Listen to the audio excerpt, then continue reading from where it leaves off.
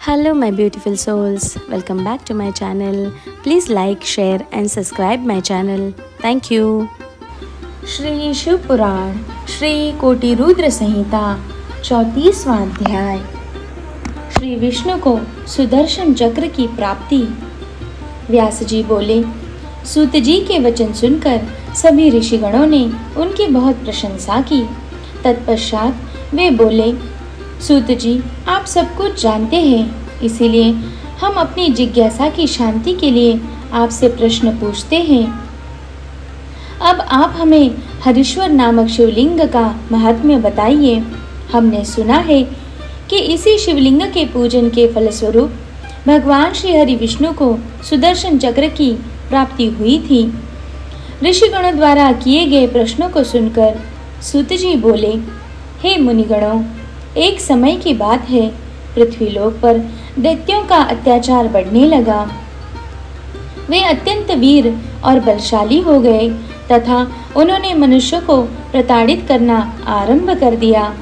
यही नहीं, वे देवताओं को भी घोर शत्रु बन गए और उन्हें भी दंडित करने लगे। संसार से धर्म का लोप होने लगा, क्योंकि दैत्य अधर्मी थे और अन्य मनुष्यों को भी पूजन नहीं करने देते थे। इस प्रकार दुष्ट दैत्यों से दुखी होकर देवता भगवान श्री हरि विष्णु की शरण में गए।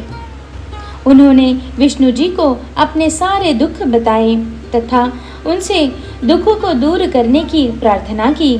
तब सब देवताओं को समझाकर उन्होंने वापस भेज दिया और स्वयं कैलाश पर्वत पर जाकर भगवान शिव की आराधना करने लगे।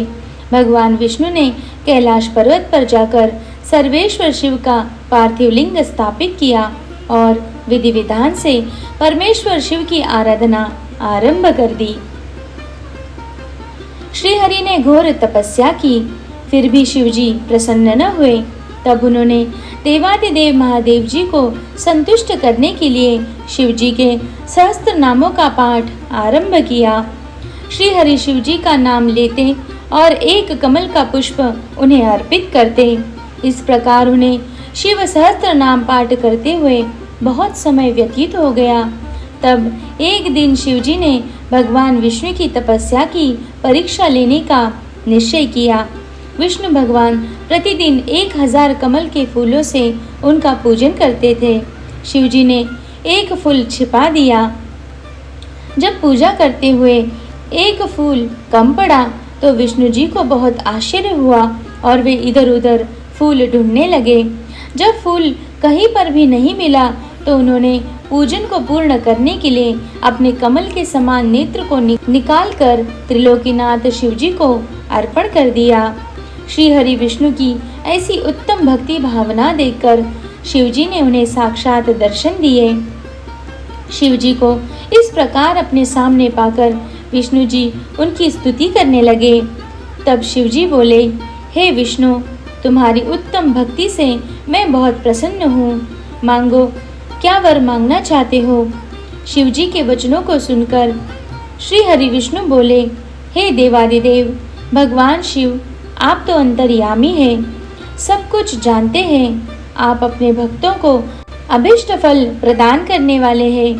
प्रभु, इस समय दैत्यों ने पूरे संसार में घोर उपद्रव किया हुआ है। सारे मनुष्य एवं देवता भय से पीड़ित हैं। भगवान, मेरे अस्त्र शस्त्रों से दैत्यों पर काबू नहीं पाया जा सकता, इसीलिए मैं आपकी शरण में आया हूँ। शिव जी ने जब विष्णु जी के ऐसे वचन सुने तब उन्हें सुदर्शन चक्र प्रदान किया, जिससे विष्णु ने सभी राक्षसों का नाश कर दिया। इस प्रकार सभी सुखी हो गए।